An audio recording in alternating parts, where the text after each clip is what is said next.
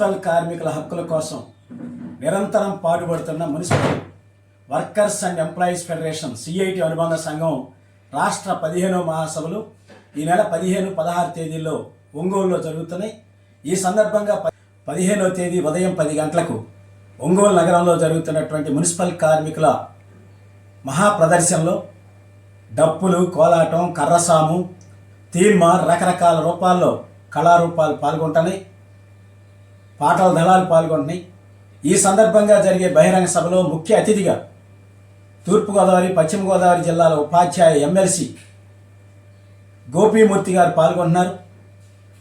CIT రాష్ట్ర అధ్యక్షులు ఏవి నాగేశ్వరరావు గారు, రాష్ట్ర ఉపాధ్యక్షులు వి మహేశ్వరరావు గారు, మున్సిపల్ యూనియన్ రాష్ట్ర నాయకత్వం ఈ బహిరంగ సభలో పాల్గొని ప్రసంగిస్తారు. కార్మికులందరూ పాల్గొని జయప్రదం చేయవలసిందిగా AP municipal workers and employees federation తరఫున విజ్ఞప్తి చేస్తా ఉన్నాం.